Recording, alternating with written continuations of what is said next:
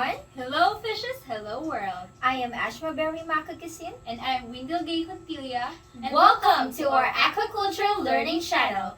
And for this video, we are going to talk about the selection of stocks and stocking practices. So come on, dive in with us to the sea of knowledge.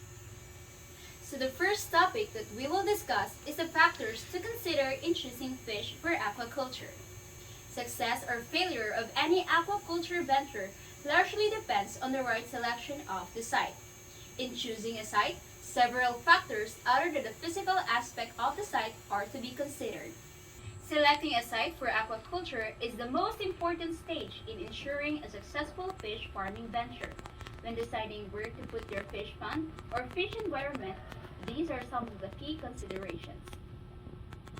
First is the growth performance. The growth performance of cultured fish is an important consideration in a pond and other culture systems to increase the production of the farm fish. Hence, the aspects on growth performance, including factors associated with growth, has to be given importance. Important aspects include high growth rate, growth to marketable size in short time, and it should reach a marketable size before first maturation. So in growth rate, like how the fish and eat food are often influenced by temperature levels. For most fish species, increases in growth rates will rise when the temperature exceeds a certain point, at which point growth declines abruptly. When it comes to growth patterns, food supply is an influential factor because of how much of it is available. On top of that, certain feeding choices limit the growth of animals, which will affect growth rates at any observed temperature. Most fish prefer optimal temperatures for growth and survival, which can change with age and size. In addition, growth and development in various fish species have been studied concerning the combined effects of size and temperature. As for the grown to marketable size in short time, stocking density should be considered in this aspect because excessive stocking densities may produce fish below marketable size. Therefore, fish yields are not improved and greatly affect the system in aquaculture. And lastly, fish should reach marketable size before first maturation. Because when fish reach the maturation, the fish reduce feed intake, resulting in poor food conversion ratio, as well as the reduced growth rate. And now for the second factor, which is the reproductive habits. We all know that reproduction is one of the important physiological systems that are crucial in the life cycle of living organisms, including fish. The main objective of the reproduction is to maintain the existence of the species, and therefore, fish have strategies and tactics to achieve this objective. Fish should have the ability to reproduce easily, especially in confinement. Thus, it is a primary requirement. And for a successful culture, a stable supply of seed in young must be available. In reproduction, fish should produce large quantities and occur frequently, such as high spawning frequency and fecundity. Eggs and larvae need to be large, hard, and easy to culture.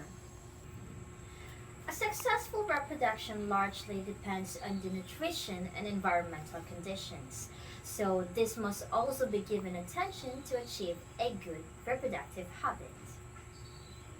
So we will now proceed to the third factor, which is the egg and larvae requirements. The quality of larvae and eggs is a very important parameter in the aquaculture industry, because a large quantity of eggs of optimum quality is necessary to allow further development of the cultured organism. The main parameters considered in the evaluation of progeny quality are egg viability, hatching rate, and survival. Eggs and fish larvae have high nutritional value, and under aquaculture conditions, poor egg quality can lead to several types of problems such as lack of fertilization, problems of egg activation, development arrests, embryonic mortalities, and embryonic deformities. The control of egg quality is of great importance because good quality eggs have been associated with increased productivity and lower cost. And for the fourth factor, the nutritional needs and feeding habits. After reproductive ability, the next factor to consider when selecting an aquatic species to culture is the nutritional needs and feed habits. Dietary nutrients are essential for the construction of living tissues. They also are a source of stored energy for fish digestion, absorption, growth, reproduction, and other life processes. The nutritional value of a dietary ingredient is in part dependent on its ability to supply energy. For feeding habits, a species can be selected on the low food chain or on a high food chain. An aquaculture species low on the food chain consume a low-cost feed or low-cost vegetable matter or by indirectly consuming primary foods within the pond.